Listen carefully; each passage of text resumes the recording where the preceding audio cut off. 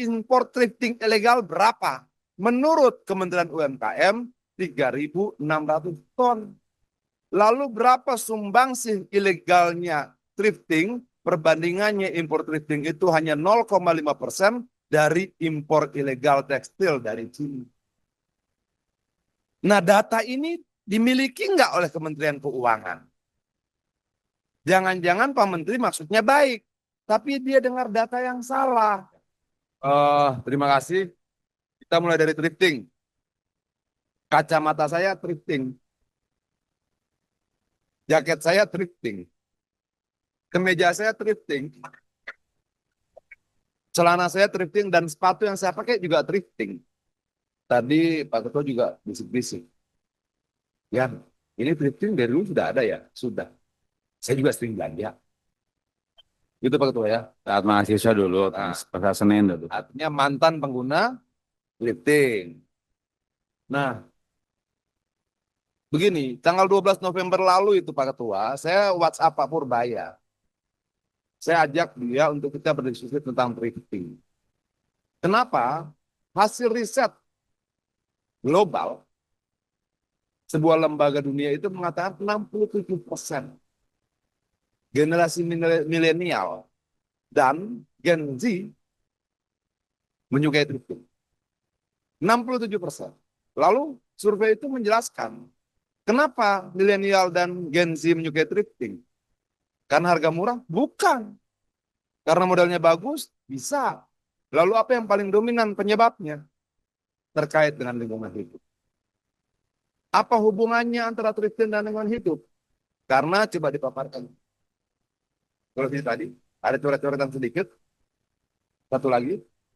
Geser. Ya. Kebutuhan air bersih untuk industri tekstil itu satu celana jeans butuh 3.781 liter air. Ada pergeseran pandangan di generasi baru yang mungkin tidak ada di generasi sebelumnya, Pak Tua, bahwa kalau mereka beli baju thrifting, celana thrifting, itu bagian dari upaya mereka untuk menyelamatkan air bersih. Ini datanya. Satu kaos katun butuh 2.700 liter atau setara dengan 2,5 tahun satu orang minum air. Satu kemeja butuh 2.700 liter air juga. Dari awal sampai dia proses awal, penanaman, segala macam, sampai dia menjadi pakaian siap jadi, ini angka-angkanya.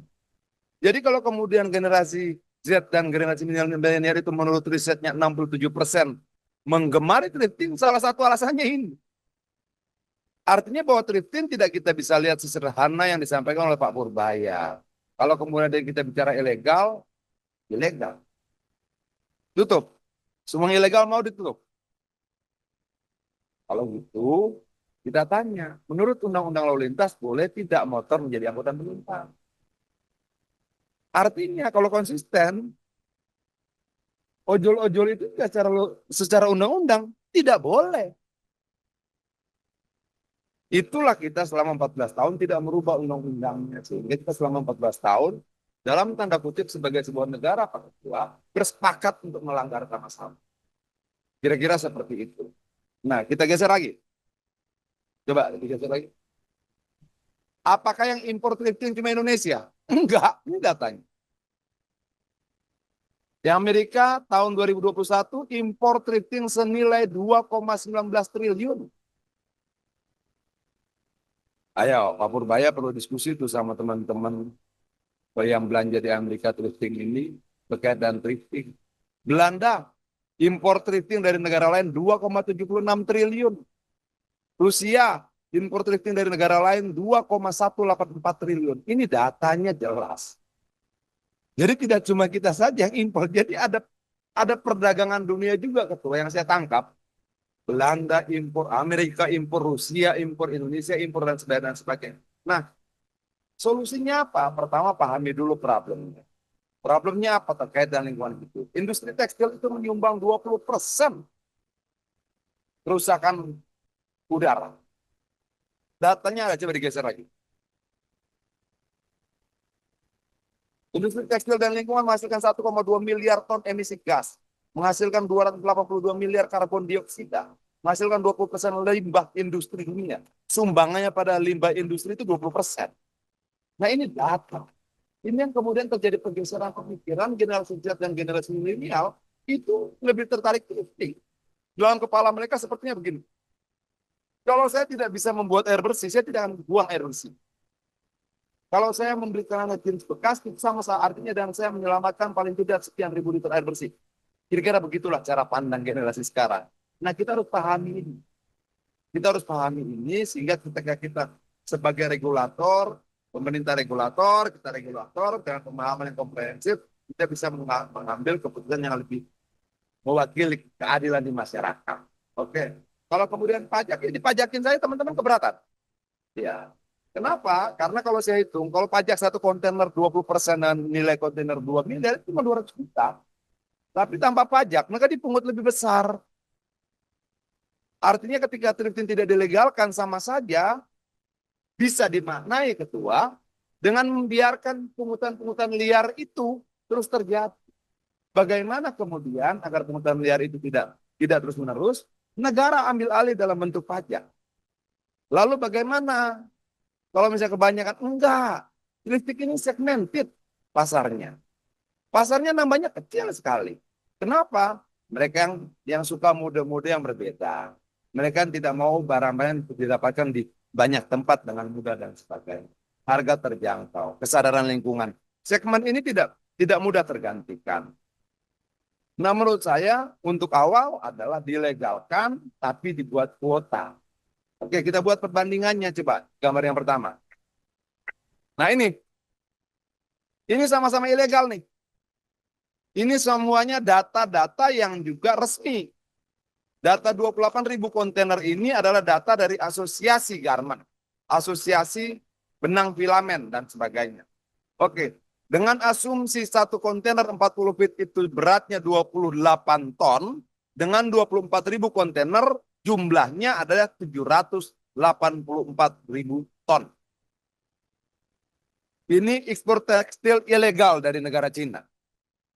Oke. Lalu kita lihat impor thrifting ilegal berapa?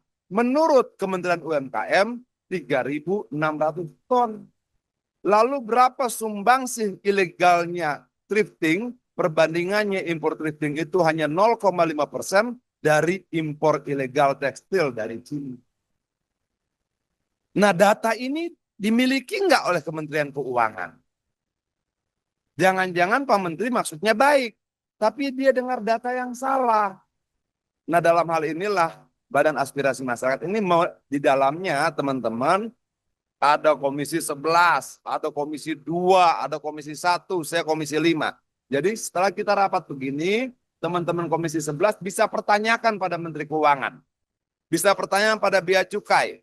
Teman-teman dari komisi yang lain bisa melakukan hal yang sama, nanti disurati oleh Badan Aspirasi Masyarakat lintas komisi. Nah, data-data ini menurut saya perlu kita bicarakan. Oke, ini datanya nih. Oke. 700 kembali ke data terakhir. 784 ribu ton ini. Balik yang tadi. Ya. 784 ribu ton kontainer ilegal isinya tekstil. Masalah kita adalah kita tidak tahu tekstilnya apa. Apakah celana, apakah kemeja, apakah kaos. Data itu tidak ada. Oke. Tapi kalau kita asumsikan ketua, 784 ribu ton itu kita asumsikan semuanya kemeja. Oke. Maka jumlah kemeja dalam tanda kutip ilegal yang masuk ke Indonesia itu totalnya hitungan saya 3.136 juta. 784.000 ton ini setara dengan 784 juta kilo. Coba kita cek. 1 kilo kemeja isinya antara 3 sampai 4 kemeja. Kalau begitu 784 juta kilo dikali 4, angkanya 3.136 juta 50 ribu kemeja ilegal yang masuk ke Indonesia setiap tahun. Download Tribun X sekarang, Menghadirkan lokal menjadi Indonesia.